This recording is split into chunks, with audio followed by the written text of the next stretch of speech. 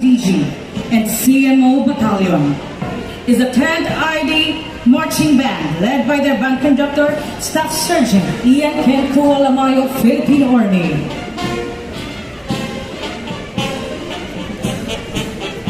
Please be seated. In connection with the celebration of the National Women's Month, the troop commander and its staff for this Parada Davaoenyo is headed by a Davaoenyo, Colonel Rosa Maria Cristina Rosete Manuel, Philippine Army, one of the outstanding women in law enforcement and national security Owens awardee, together with the members of her staff. Lieutenant Colonel Vanessa D. Alvarado, Philippine Army, the first female battalion commander of Service Support Battalion. Police Major Jillian Rose Binondo, PNP. Lieutenant Marie Ann F. Perez, Philippine Navy. Second Lieutenant Mabel P. Focasan, Philippine Air Force. Lieutenant Junior Grade Melanie Benitez, Philippine Coast Guard. Jail Chief Inspector Rovi Ann N. Alcantara, BJMP. Fire Senior Inspector Frances Marie Zandrias, BFP. Passing in front of you are the contingents coming from 10th Infantry Aguila Division, Philippine Army, headed by Captain Jermaine Paser, PA, stationed at Camp Manuel Tiang Senior, Barangay Tuburan, Mawab, Davao de Oro. With a mission, these brave Aguila troopers have answered the call to serve and protect their country and have put their lives on the line to ensure that Davao City becomes a safer place to live. The Aguila troopers display the highest level of discipline, dedication, and professionalism. Once again, this is the Aguila troopers from the 10th Infantry Aguila Division, Philippine Army. Here are the snappy men and women in 10th Emergency Response Company, or ERC, headed by First Lieutenant Tom Tyler D. Chalcas, Ordnance Service, Philippine Army. They conduct HADR in designated access of the 10th Infantry Aguila Division in order to assist the local Disaster Risk Reduction and Management Council in its mandate to protect and alleviate the suffering of the Filipino for the effects of disaster and calamities. Let us welcome the resilient force of Naval Forces Eastern Mindanao, headed by Ensign E.J. Bill F. Sumbol, Philippine Navy. NFM is one of the operating units or combat forces of the Philippine Navy. Its mission is to conduct naval and maritime operations in their designated area of responsibility in order to support the Unified Command in the accomplishment of their mission. Here are the passing of Philippine Air Force. The mandated mission of Philippine Air Force is to organize, train, equip, maintain, and provide forces in order to conduct prompt and sustained air operations to accomplish the AFP mission.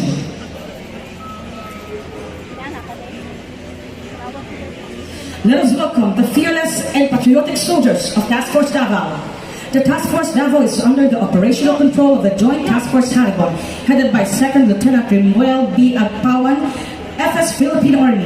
Its primary mission is to conduct anti-counterterrorism operations to secure the downtown Davao City from local and foreign terrorist groups, support law enforcement operations, conduct search, rescue, and retrieval operations in support of disaster response, and assist in nation building in order to foster the foundation for inclusive economic and human development in the area of responsibility.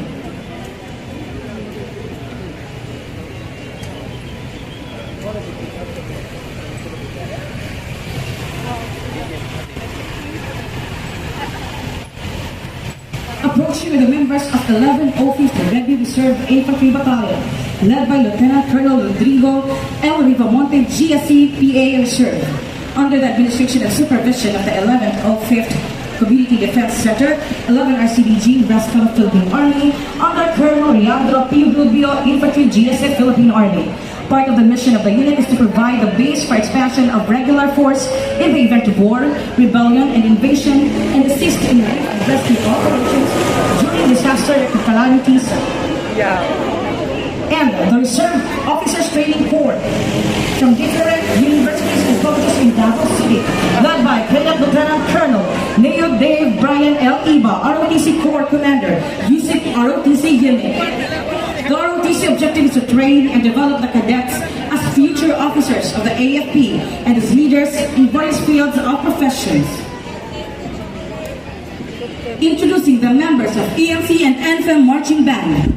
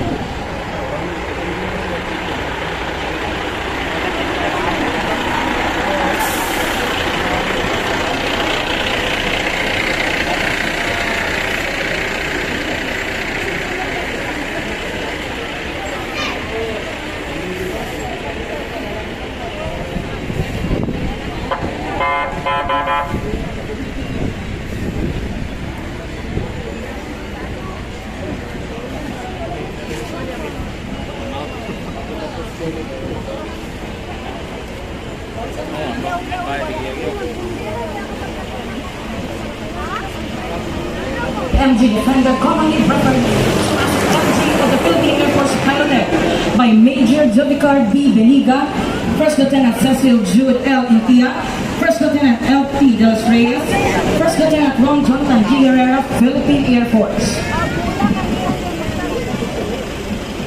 We would like to announce the entrance of the Philippine National Police Highway Patrol Group, Regional Highway Patrol Unit 11. The Regional Highway Patrol Unit 11 office is located at Candelaria Street, Ecoland, Davao City.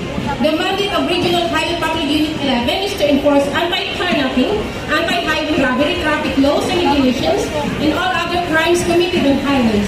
And the mission is to ensure safer highways for all motorists and road users. Once again, ladies and gentlemen, the Regional Highway Patrol Unit 11 riders, headed by Police Executive Master Sergeant Marvin L. Aso. And now, ladies and gentlemen, the Police Regional Office 11 Marching Band. The marching bands provide musical accompaniment for security and ceremonial events, promoting PNP values, engaging with community, representing PNP nationally and internationally. Ladies and gentlemen, the Regional Force Mobile Patrol with the leader of our Davao, from the activated, who is dedicated personnel from Civil Disturbance Management, Special Weapon and Tactics, Search and Rescue Unit, Internal Security Operation, and men and women of RMFB.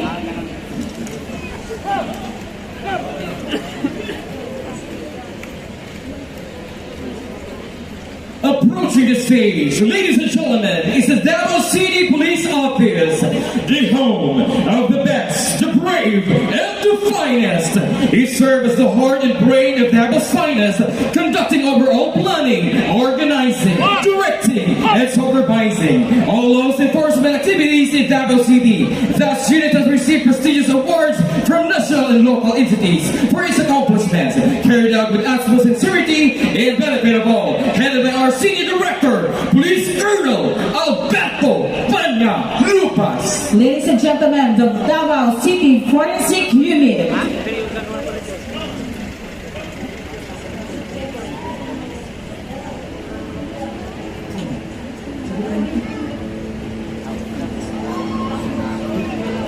The city government of Davao has crafted a program that activates the police extraordinary unit to strengthen dynamic support as part of Upland Integrated Revitalized Operation of Neighborhood Watchware Mega City. It is upgraded integrated police patrol system aimed at making Davao City safer. Tourist police units conduct regular patrols and provide police visibility at tourist destinations, malls, vital installations, hotels, grocery stores within the city, ensuring the safety and protection of the tourists and the general public. The first City Mobile Force Company is the company primary support unit of Davao City Police Office in the field of internal security operation, serving as maneuvering company and reactionary force and carrying out law enforcement duty in Davao City. The special weapon and tactics. This platoon is trained to handle high-risk operation that requires specialized tactics, equipment, and skills. They're often called upon to resolve hostage situation, conduct counter-terrorism operation, and manage other high-intensity scenarios. Ladies and gentlemen, the SWAT Motorcycle Quick Response Team.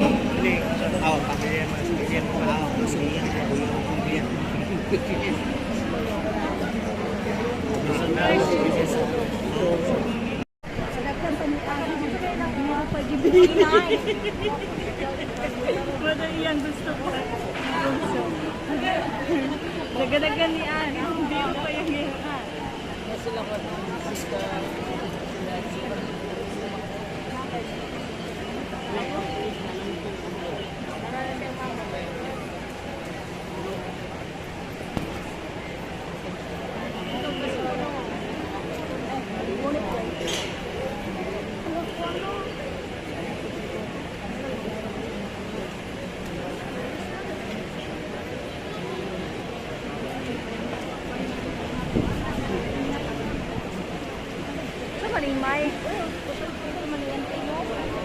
Sige ako na istorya. Pag naibumba, simba ko, imbis tao ang madto, kana siya ang ano, mo...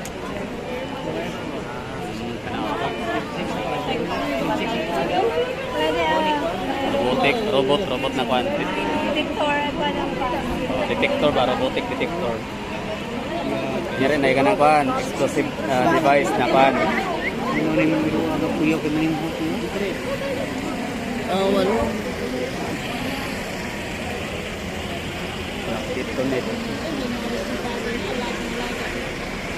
At least ang atong kwarta, kita na to sa paingon.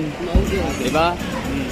Ladies and gentlemen, we would like to acknowledge the presence of Congressman Paulo Z. Duterte. And ladies and gentlemen, let's proceed to the Food and Fire Patrol Unit of PCPO. The FPPU increased police visibility in all narrow areas where patrol vehicles do not reach along the street, roads of the barangay.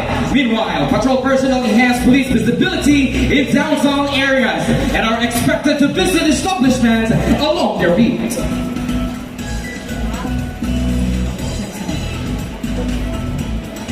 Sa una, kung naibumba, tao man. Atong mga kulit ng mano-mano man ito. Nagbuboto to, dinami, ano, antikat to, robot.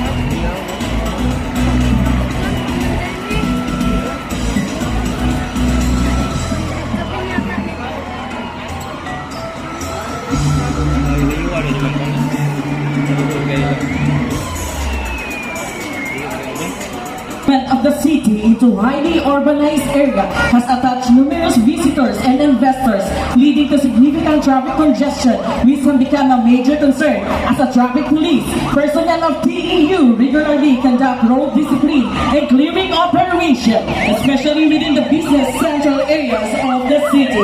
Vehicles parked on sidewalks, highways, and tickets are towed in coordination with CCTMO.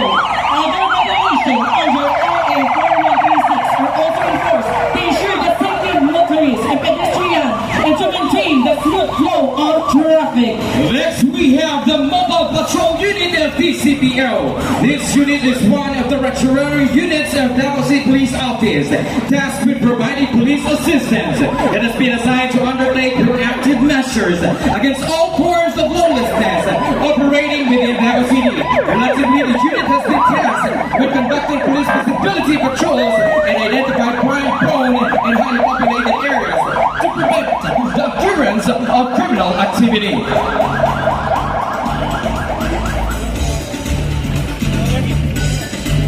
National Police mandated to perform a police function, ensure public safety and internal security over Philippine territorial waters, rivers, and coast areas to include ports and harbors and sustain the protection of the maritime environment.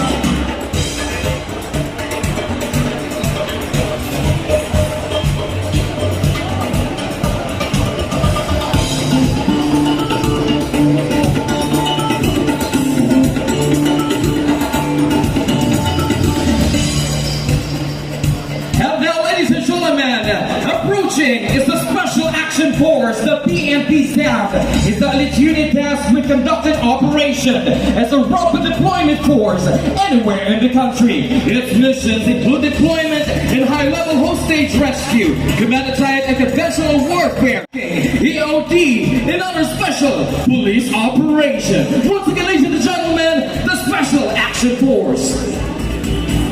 And now, behold, ladies and gentlemen, marching in front of you, the Coast Guard District Southeastern Mindanao.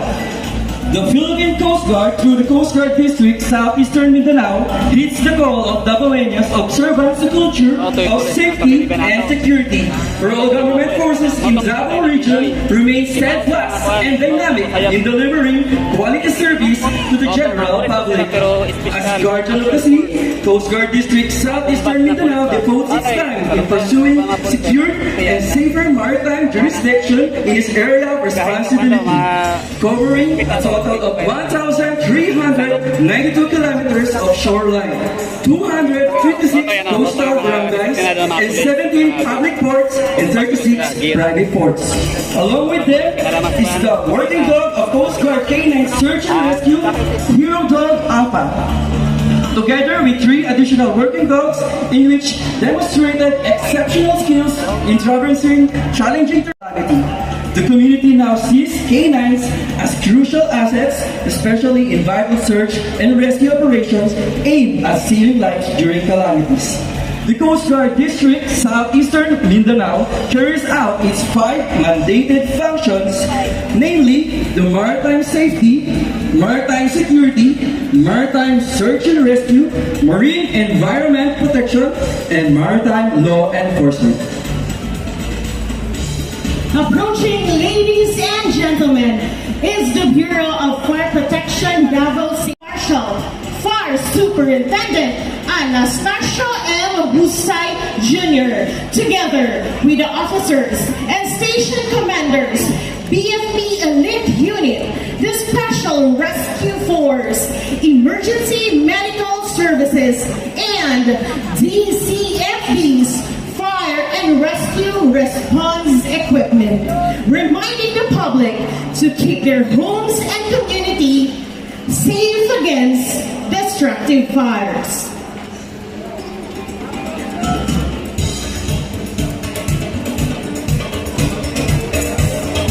Ladies and gentlemen, Approach KMP is one of the 3 uniformed services under the Department of Interior and Local Government, or DILG, created under Republic Act 6975. Under this law, the BJMP exercises operational and administrative supervision and control over all district, city, and municipal jails nationwide. Espousing the mantra, changing lives, building a safer nation, the BJMP pursues its 2-pronged task of safekeeping and development to prepare persons deprived of liberty as productive and law-abiding citizens upon their release into the mainstream of the society.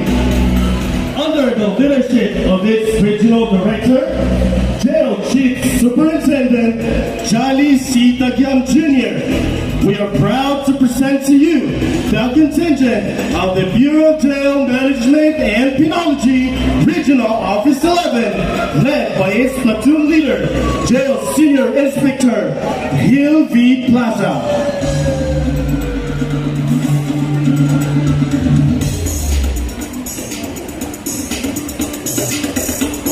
Ladies and gentlemen, approaching the stage is the contingent from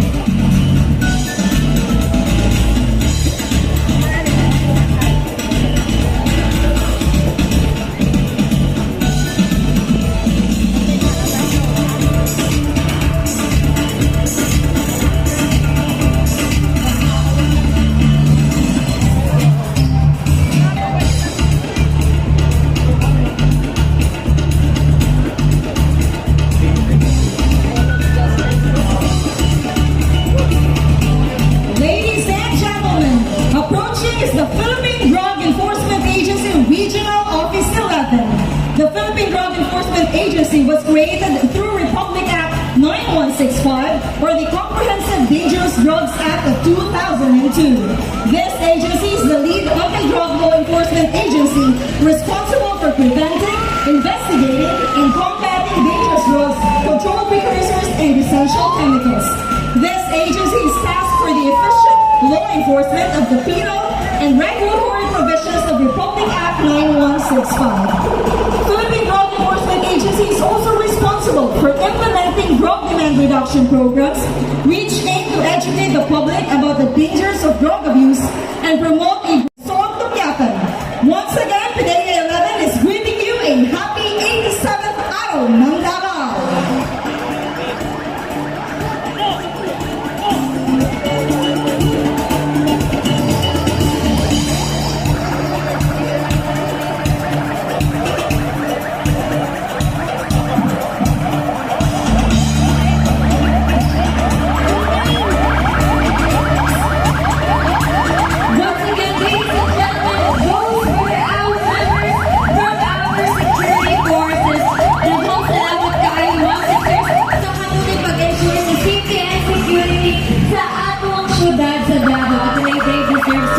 Station and recognition. Of course, they play a very important role in keeping our city safe and sound. Once again, daghang salamat sa inyong tanan. Sabihin sa pagkakalang ng Mayor Adelema na agad sa Davao ang culture of security. And of course, tungod yun na sa atong men and women in uniform who ensure na grabe ang seguridad diri sa atong dakbayan. So, kudos and salamat, ma'am and sir. I couldn't agree more. O kanina pa ang atong mga rescue vehicles, no? Nakanunay nagabantay sa atong syudad, especially when there are calamities, no? Naibaha, naisunog, at kaya na sila mo rescue kanunay sa ato ang mga katawhan din sa dakbayan sa Davao. CBRLO, daghang salamat sa inyuha. They are joining us. As you can see, known as the exhibition sa ilahang truck. CBRLO, palapakay po natin sila. City Disaster Risk Reduction and Management Office or Davao! This is definitely an amazing celebration for the Araw ng Davao City. Pinakita na ang panagbiusa sa ato ang different LGU members and sa to ang mga Davao venues na naagyo diri gracing us with their presence. So sa ato mga Davao venues, kaway-kaway po tayo dyan! Ayan, di ako ng energy at Dilitan ang syudad din sa Timog Pilipinas na kay 911. So we are very fortunate to have 911, CSU, PSSO now approaching. Ladies and gentlemen, palakpakan natin sila. Civil Ate Lay, grabe, naka-proud yun, isip na baweno, na naagyo yung mga tao nga andam sa sakripisyong ilang kinabuhi para sa atong safety, Ate Lay. Yes, I couldn't agree more. Once again, pasalamatan o palakpakan nato ang Civil Security Unit. Maraming salamat for joining our parada sa Davao.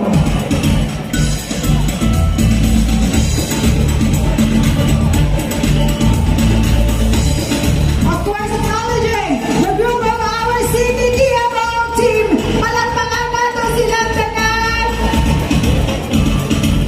CTTMO!